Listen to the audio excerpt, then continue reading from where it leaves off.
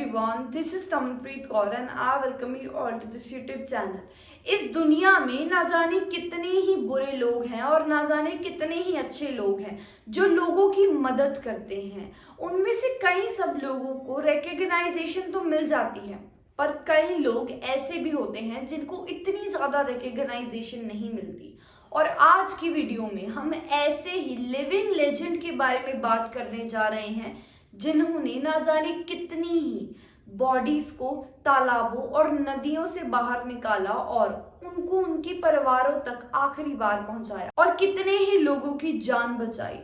पर शर्म की बात तो ये है कि हम में से बहुत ही कम लोग उनके बारे में जानते हैं। तो आज की वीडियो में हम उन्हें एक ट्रिब्यूट देने के लिए उनके बारे में जानेंगे। तो आइए जानते हैं कि ये इंसान है कौन और इनकी कहानी क्या है। कुरुक्षेत्र हरियाणा के पास एक छोटे से गांव में रहने वाले सरदार परगट सिंह गोताखोर पिछले 23 सालों से गोताखोर की सेवा निभाते हुए आ रहे हैं और उन्होंने 16,000 से ज्यादा लावारिस या वारिस लाशों को पानी में से निकालकर उन्हें उनके परिवारों तक पहुंचाया और 18 जिंदा मगरमच्छों को पकड़कर उन्हें फॉरेस्ट डिपार्टमेंट के हवाले किया। और ऐसा भी नहीं है कि उनको इस काम की कोई सैलरी मिलती हो, वो इस काम को सेवा भावना से करते हैं।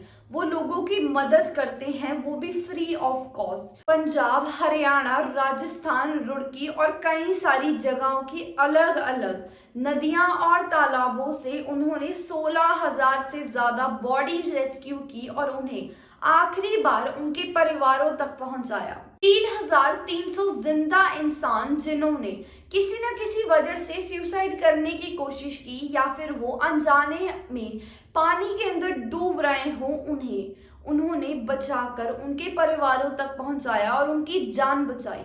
और उन्होंने 710 गायें और 18 जिंदा मगरमच्छों को पकड़कर उन्हें वाइल्ड लाइफ टीम के हवाले किया और उनकी भी जान बचाई। और उन्हें अभी तक 401 अवार्ड्स के साथ सम्मानित किया गया है। पर ऐसा नहीं है कि ये सारे अवार्ड्स सरकार की तरफ से मिले हों।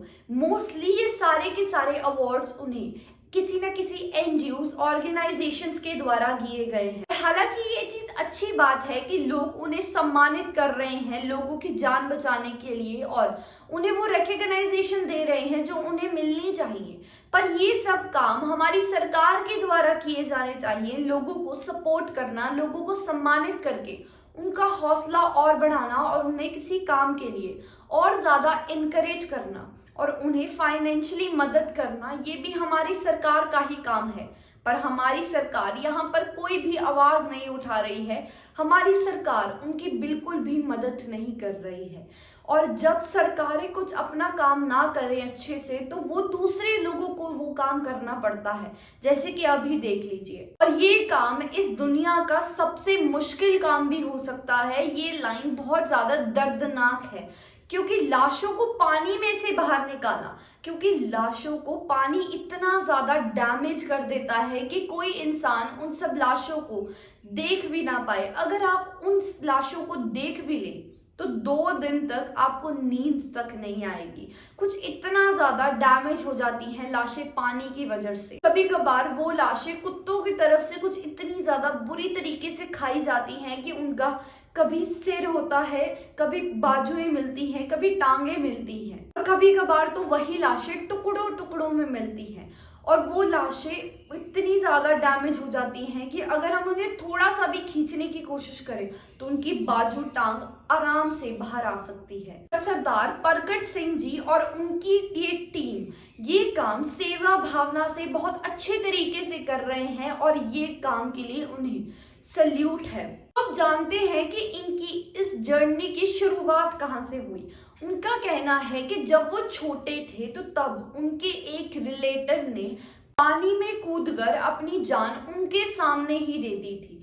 वो उन्हें बचाना तो चाहते थे पर अपनी छोटी उम्र होने के कारण परगट सिंह जी उनको बचा नहीं पाए और तब उन्होंने एक प्रण ले लिया। उन्होंने एक शिक्षा ली तैरने की और उन्होंने ये सोचा कि आज के बाद वो ऐसा कभी नहीं होने देंगे। वो अपने सामने किसी और की जान नहीं जाने देंगे। उनका कहना है कि उनका पहला केस तब था जब एक बार एक लड़की की लाश पानी में तैरती हुई पंजाब से कुरुक्षेत्र तक आ गई। वो पहली बार था कि उन्होंने किसी की लाश को पानी में से रेस्क्यू किया था, और उनका कहना है कि उन्होंने ये काम बहुत डरते डरते किया था, पर बाद में ये सिलसिला चलता रहा और अब तो उन्होंने ना जाने कितनी सारी लाशें रेस्क्यू कर ली और कितने सारे लोगों की जान भी बचा ली। और उन्होंने इंडिया का सबसे भारी और सबसे बड़ा मगरमच्छ जो 3 क्वांटल का था, उन्होंने उसको भी एक बार रेस्क्यू किया और उसके बाद उन्हें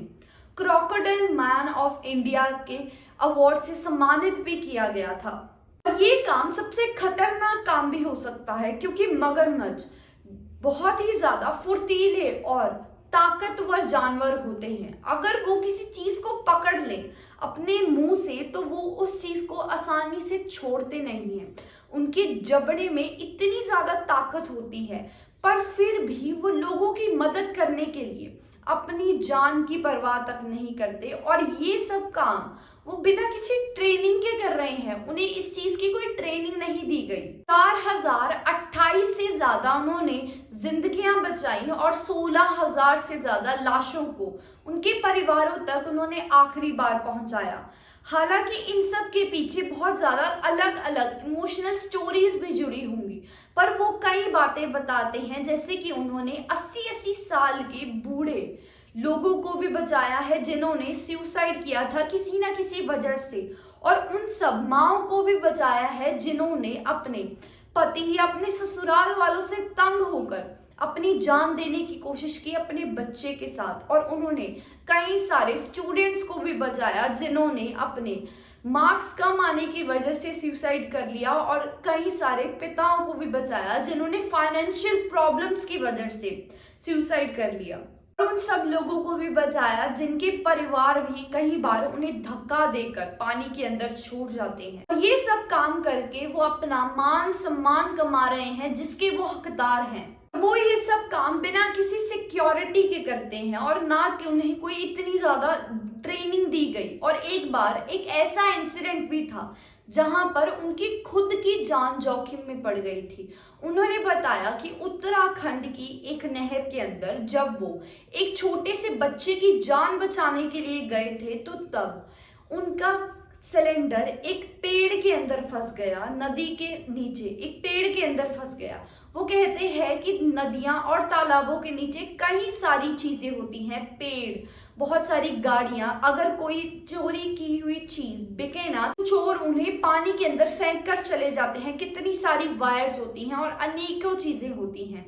और उन्होंने बताया कि उनका जब सिलेंडर उस पेड़ के अंदर फंस गया तो उन्हें अपना अंत सामने दिख रहा था। पर कहते हैं ना कि जो इंसान लोगों की मदद करते हैं किसी भी लालच के बिना, भगवान उनकी खुद ही रक्षा करते हैं। एक मसीहा बनकर उनके मामा जी ने उनकी जान बचाई। वो पानी के अंदर कूदे और उन्होंने अपनी कृपाण की मदद से उस रस्ते को काट दिया जहां पर उनका सिलेंडर फंसा हुआ था और उनकी जान बचा ली। लोगों का भी यही कहना था कि तुम लोगों की मदद करते हो इसीलिए तुम्हारी भी जान बच गई, क्योंकि वहां पर बचने का कोई सार दिख नहीं रहा था।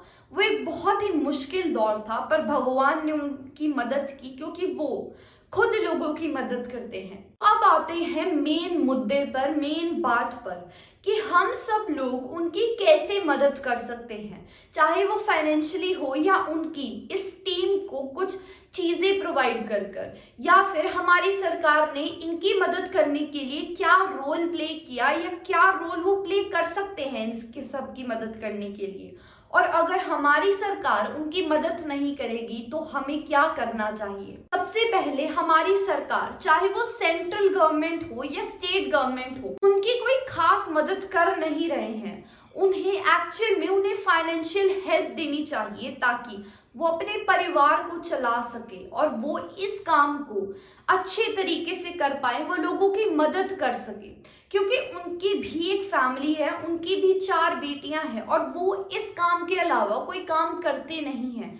वो सिर्फ लोगों की मदद करते हैं और वो पशुओं को संभालते हैं अपने घर पर, जिससे कुछ खास इनकम मिलती नहीं है। और वो इस सेवा को भी फ्री ऑफ कॉस्ट करते हैं, वो इससे कुछ पैसे नहीं लेते। हमारी सरकार को उन्हें कुछ ना कुछ पैसे देकर उनकी फाइनेंशियली हेल्प करनी चाहिए, ताकि उनकी फैमिली भी अच्छे से चल सके। जैसे कि उन्होंने बताया कि कई सारे लोग हैं जो उनकी मदद कर रहे हैं। जैसे कि उन्होंने बताया कि एक एनआरआई है जिन्होंने उनकी 4 बेटियों का स्कूल का सारा खर्चा उठाया, और उन्होंने ये भी बताया कि एक एनजीओ है या ऑर्गेनाइजेशन है जो उनको हर महीने 60,000 रुपया देते हैं अपना घर चलाने के लिए। ये इनफ पैसे नहीं है। हमारी सरकार को उनकी फाइनेंशियली हेल्प करनी चाहिए, और अगर वो उनकी फाइनेंशियली हेल्प नहीं कर सकते तो वो इस गोताखोर की सेवा के लिए भी उनके कुछ हेल्प दे सकते हैं। जैसे कि उन्होंने बताया कि उनकी टीम के पास इनफ सिलेंडर किट्स नहीं है, उन्हें कैमरा और ड्रोन कैमरास की थोड़ी बहुत ही जरूरत है, और उन्हें अंडर वाटर कैमरास की जरूरत है। वो उन्हें ये सब छोटी छोटी चीजें देकर उनकी मदद कर सकते हैं। और उन्होंने एक बार इस सेवा को छोड़ भी दिया था, ये सेवा करनी उन्होंने एक बार बंद भी कर दी थी, क्योंकि वो किसी से इस चीज के पैसे तो लेते नहीं है और उन्हें फाइनेंशियली कुछ हेल्प भी नहीं हो रही थी। कई एनआरआई उन्होंने उनको कॉल्स की, उनकी फाइनेंशियली थोड़ी बहुत ही हेल्प की। उन्होंने ये बोला कि आप इस काम को छोड़िए मत, हम आपकी मदद करेंगे, आप इस सेवा को अच्छे से निभाइए, आप एक बहुत ही बढ़िया काम कर रहे हैं। जिसके बाद उन्होंने इस सेवा को फिर से शुरू भी कर दिया। अगर वो इस काम को किसी फॉरेन कंट्री में करते तो आज उनकी सैलरी 5 से 10 लाख होती। वो पूरी की पूरी गवर्नमेंट उनकी मदद करती ताकि वो इस काम को और अच्छे से करे। पर हमारी सरकार इस मामलों में बिल्कुल पीछे है, वो लोगों की मदद नहीं करते जिनको मदद की जरूरत है। और उन्हें पद्मश्री अवार्ड से सम्मानित किया जाना चाहिए जिसके वो हकदार हैं, पर हमारी सरकार को कुछ भी होश नहीं है। और हम सब लोग भी उनकी मदद कर सकते हैं उनके सोशल मीडिया हैंडल से। अगर हम सब लोग थोड़ा थोड़ा करके भी उन्हें कुछ पैसे दे तो उनकी फाइनेंशियली हेल्प भी हो सकती है, और उन्हें जो चीजों की नीड है जैसे कि cylinder kits, camera, drones, underwater cameras और कई सारी चीजें, वो उन सब पैसों की मदद से उन सब चीजों को खरीद भी सकते हैं और लोगों की और सब अच्छे तरीके से मदद कर सकते हैं। क्योंकि वो ये सब काम हम सब लोगों के लिए ही करते हैं। वो अपनी जान की परवाह किए बगैर, अपनी फैमिली की परवाह किए बगैर हम सबकी मदद कर रहे हैं, तो क्यों ना हम जुड़कर उनकी भी मदद करें। हम उनके सोशल मीडिया हैंडल्स और उनका नंबर डिस्क्रिप्शन में डाल देंगे। जिन सब लोगों को उनकी मदद करनी है आप उनसे बात करके उन्हें हेल्प कर सकते हैं, क्योंकि अगर वो हमारी मदद कर सकते हैं तो क्यों ना हम भी उनकी मदद करें। और इस वीडियो को ज्यादा से ज्यादा लोगों के साथ शेयर कीजिएगा ताकि उनको भी इस लिविंग लेजेंड, इस रियल हीरो के बारे में पता चल सके और वो उनकी मदद कर सके। Thank you so much.